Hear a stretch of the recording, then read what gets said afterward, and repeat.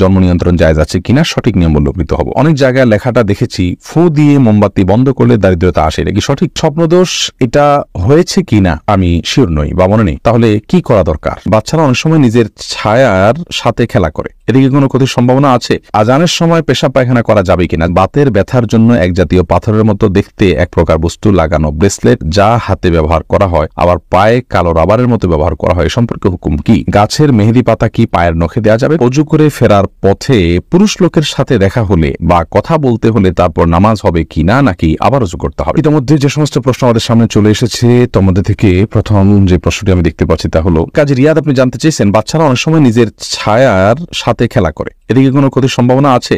না, বাচ্চারা নিজের ছায়ার সাথে খেলা করলে এর জন্য বিশেষ কোনো ক্ষতির কথা আছে বলে আমার জানা নেই। নাসরিন আক্তার চাঁদনী আপনি জানতে চেয়েছেন সোনা দিয়ে কি দেনমোহর শোধ করা যায়? যে কোনো কিছু দিয়েই দেনমোহর শোধ করা যেতে পারে।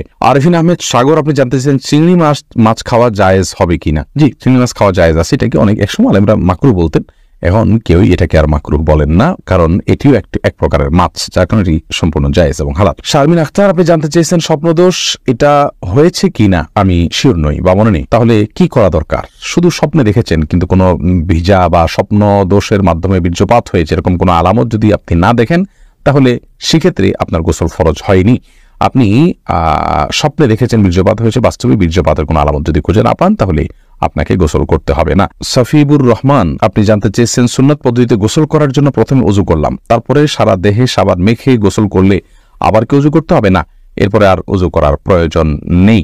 অনেক উলামায়ে কেরামের মতে লজ্জাস্থান সরাসরি স্পর্শ করলে ওযু ভেঙে যায়। তাদের মত অনুযায়ী আপনি লজ্জাস্থান, এমনিতে গোসলের সুন্নাহ পদ্ধতি হলো যে আগে লজ্জাস্থানে কোনো ময়লা নাপাক থাকলে সেগুলোকে আগে ভালো করে ধুয়ে ফেলা, এরপরে পুরো শরীর ধোবেন, তাহলে সেক্ষেত্রে আর লজ্জাস্থানে সরাসরি স্পর্শ করবে না। তবে লুঙ্গি ইত্যাদির মাধ্যমে স্পর্শ করলে কারোর মতেই ওযু ভঙ্গ হবে না। মিতা নাহিদ আপনি জানতে চেয়েছেন কিছুদিন আগে আমার বাচ্চা হয়েছে, বাচ্চা হওয়ার কতদিন পর আমি নামাজ পড়তে পারবো বলে উপকৃত হবো? বোন মিতা, বাচ্চা হওয়ার পর ব্লিডিং যতদিন চলবে ততদিন আপনি নামাজ পড়বেন না, ব্লিডিং শেষ তখন থেকে আপনি নামাজ পড়বেন। এটাকে নেফাস বলা হয়।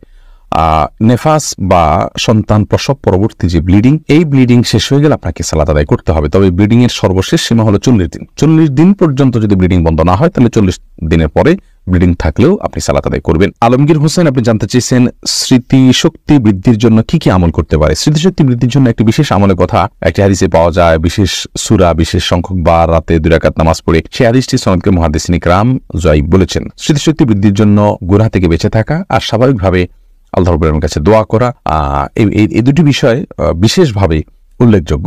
আর নির্দিষ্ট করে বিশুদ্ধ হাদিসে স্মৃতিশক্তি বৃদ্ধির জন্য কোনো আমলের কথা বলা হয়েছে বলে আমাদের জানা নেই। সোহেল রানা সুজন আপনি জানতে চেয়েছেন বাতের ব্যথার জন্য এক জাতীয় পাথরের মতো দেখতে এক প্রকার বস্তু লাগানো ব্রেসলেট যা হাতে ব্যবহার করা হয় আবার পায়ে কালো রাবারের মতো ব্যবহার করা হয়, সম্পর্কে হুকুম কি?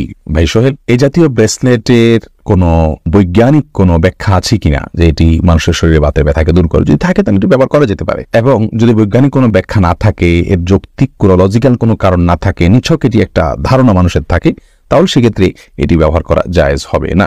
মেহনাজ পারভিন আপনি জানতে চেয়েছেন অনেক জায়গায় লেখাটা দেখেছি ফু দিয়ে মোমবাতি বন্ধ করলে দারিদ্রতা আসে, এটা কি সঠিক? এটি কুসংস্কার। ফু দিয়ে মোমবাতি বন্ধ করা জায়েজ, ফু দিয়ে মোমবাতি বন্ধ করলে দারিদ্রতা আসে এরকম কোনো বিশ্বাস রাখা যায় না। দারিদ্রতার সাথে এগুলোর কোনো সম্পর্ক নেই, এগুলো কুসংস্কার, এমনটি বিশ্বাস করা যাবে না। এটি বিশ্বাস ছোট শিরকের অন্তর্ভুক্ত হবে। বরং ফু দিয়ে মোমবাতি নেভাতে গেলে যদি আগুন ডানেভাবে ছড়াতে পারে সে ভয় থাকে তাহলে ফু দিবেন না, হাত দিয়ে নেভাবেন, সেটি ভিন্ন বিষয়। কিন্তু এর কারণে দারিদ্রতা আসে এরকম কথা সঠিক নয়। তারিয়া ইসলাম আপনি জানতে চেয়েছেন অজু করে ফেরার পথে পুরুষ লোকের সাথে দেখা হলে বা কথা বলতে হলে তারপর নামাজ হবে কিনা নাকি আবার অজু করতে হবে? না বোন, কোন পুরুষ লোকের সাথে অজু করার পর যদি দেখা হয় বা কথা হয় তাতে আপনার অজু ভঙ্গ হবে না। অজু ভঙ্গ হওয়ার সাথে এর কোনো সম্পর্ক নেই। কেউ যদি অজু করার পর কোনো পুরুষের সাথে অন্যায়ভাবে দেখা দেন, হারাম ভাবে দেখা দেন, হারাম কথা বলেন, তাহলে ঠিক গুনার কারণ হবে, ভিন্ন কথা, কিন্তু এর ফলে অজু ভঙ্গ হবে না। অজু ভঙ্গ হওয়ার সাথে অজু ভঙ্গকারী বিষয়গুলোর সম্পর্ক, যেমন অপবিত্র কোনো কিছু শরীর থেকে বের হলো কিনা, গোমালেন কিনা, অজু ভঙ্গের কোনো কারণ পাওয়া গেল কিনা, এর সাথে হলো অজু ভঙ্গের সম্পর্ক। হালিমা বেগম জানতে চেয়েছেন গাছের মেহেদি পাতা কি পায়ের নখে দেওয়া যাবে? কোনো অসুবিধা নেই। অনেকে মনে করেন যে মেহেদি পাতা পায়ে দেওয়া যাবে না, যেটি দাড়িতে দিতে হয়, চুলে দিতে হয়, এমন কোনো কথা নেই। তেলও তো দাড়িতে চুলেতে দিতে হয়, পানিও তো আমরা মাথায় দিই, সেটা আবার পায়েও দিই, অতএব এটা কোনো কথা নেই, এমন কোনো কথা নেই যে মেহেদি পাতা পায়ে দেওয়া যাবে না। ওসমান গনি আপনি জানতে চাচ্ছেন আজানের সময় পেশাব পায়খানা করা যাবে কিনা? যাবে, কোনো অসুবিধা নেই। আজান হলে ওই সময় পেশাব পায়খানা করা যাবে না বা দুনিয়াবে নির্দিষ্ট কোনো কাজ করা যাবে না, এরকম কোনো কথা কোরআন হাদিসে কোথাও বলা হয়নি। তবে আজান সময় অবশ্যই আপনি আজানের জবাব দেওয়া উত্তম এবং ভালো। যদি পারেন মুখে জবাব দিবেন, আর না দিলেও কোনো গুনাহ হবে না। অর্থাৎ মুয়াজ্জিন যা বলছেন সাথে সাথে তা বলছেন, আপনি এর পাশাপাশি অন্য কোনো কাজ করছেন। তবে আপনি টয়লেটে যদি থাকেন সেখানে তো আপনি আল্লাহ নাম নিতে পারবেন না, মানে উচিত হবে না, যার কারণে আজানের জবাব আপনি সেখানে দিবেন না। অর্থাৎ এক কথা, আজানের সময় টয়লেটে কেউ থাকলে টয়লেটে থাকতে পারেন, পেশাব পায়খানা করতে পারেন বা অন্য যে কোনো কাজ করতে পারেন, কোনো প্রকার নিষিদ্ধ নয়। এমন কোনো কাজ যদি করেন যেখানে থেকে আজানের মুখে জবাব দিতে পারছেন, তাহলে জবাব দিবেন, সেটি সওয়াবের কাজ, আর না পারলে দিবেন না। তমা আহমেদ জানতে চেয়েছেন, আজান দেওয়ার সাথে সাথে নামাজ পড়া যাবে নাকি আজান শেষে পড়তে হবে? আজান যখন চলছে তখনও কেউ চাইলে সালাত আদায় করতে পারে, কোনো অসুবিধা নেই। বিশেষ করে মা বোনদের কথা বলতে পারি, ওয়াক্ত হওয়ার সঙ্গে সঙ্গে তারা সালাত আদায় করবেন। মসজিদে আজান হচ্ছে, আজান শেষ হলেই তাকে সালাত আদায় করতে হবে, এমন কোনো বাধ্যবাধকতা নেই। পুরুষরা তো আজান শেষে জামাতের অপেক্ষা করবেন, তারপর সালাত আদায় করবেন। যদি কোনো কারণে তিনি জামাতে শামিল হওয়ার সুযোগ না থাকে, একা একা তাকে পড়তে হয়, তাহলে আজান চলাকালীন সালাত আদায় করলে সালাত হয়ে যাবে। শাহান রাফসান, আপনি জানতে চেয়েছেন, নামাজের মধ্যে মুখে যদি দাঁতের ভেতর থেকে কোনো কিছু খাবার বের হয় তাহলে কি নামাজ হবে? সামান্য যদি কণা টনা জাতীয় হয় কোনো অসুবিধা নেই, তাতে নামাজ হয়ে যাবে।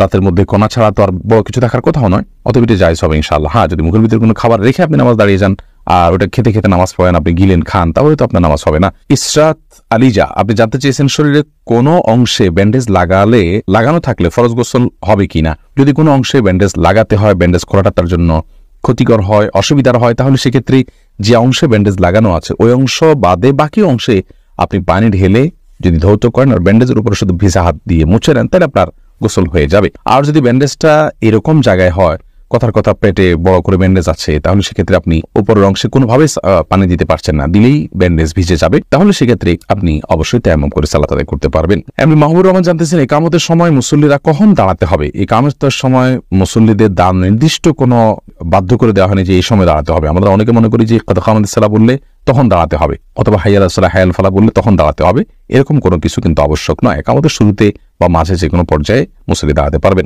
মেহরুন রিয়া, আপনি জানতে চেয়েছেন, দেনমোহর যদি না নেওয়া হয় তাহলে কি কিছু হবে? না, দেনমোহর যদি আপনি গ্রহণ না করেন আপনার স্বামীর কাছ থেকে, ধার্য হতে হবে, আপনি নিলেন না, তাকে ক্ষমা করে দিলেন বা মওকুফ করে দিলেন, তাকে দায়মুক্ত করে দিলেন, তাহলে সেটি কারণে আপনাদের বৈবাহিক সম্পর্কে কোনো প্রকার অসুবিধা হবে না। আল্লাহ তাআলা কোরআনে কারীমে বলেছেন, যদি মেয়েরা দেনমোহরের ব্যাপারে কোনো ছাড় দেয়, স্বামীকে কোনো অংশ ছাড় দেয়, তাহলে স্বামীদেরকে আল্লাহ তাআলা বলেছেন ফাকুলুহু হানি আম্মারি, তাহলে সেটা তোমরা সন্তুষ্ট চিত্তে খেতে পারো, ভোগ করতে পারো, তোমাদের স্ত্রী তোমাদেরকে ছাড় দিয়ে। মোহাম্মদ আবু জাহেদ, আপনি জানতে চেয়েছেন, জন্ম নিয়ন্ত্রণ জায়েজ আছে কিনা, সঠিক নিয়ম বললে উপকৃত হব। জন্ম নিয়ন্ত্রণ করা ইসলামী শরীয়তের দৃষ্টিকোণ থেকে জায়েজ রয়েছে দুটি শর্ত সাপেক্ষে। প্রথম শর্ত হলো, সন্তান জন্ম নিলে সে কি খাবে বা তাকে আমি কি খাওয়াবো, এই মুহূর্তে আমার উপার্জন নেই, অথবা এই মুহূর্তে তার জন্ম হলে আমি অর্থ কষ্টে ভুগবো, এরকম শঙ্কা থেকে জন্ম নিয়ন্ত্রণ করা জায়েজ নাই। কারণ আল্লাহ রাব্বুল আলামিন কোরআনে কারীমে বলেছেন, লা তাকতুলু আওলাদাকুম খাশিয়াতা ইমলাক নাহনু নারযুকুহুম ওয়া ইয়াকুম, তোমরা তোমাদের সন্তানদেরকে কি খাওয়াবে এই চিন্তা থেকে হত্যা করে ফেলো না, কারণ আমি তাদেরকে এবং তোমাদেরকে উভয়কে রিজিক দান করব।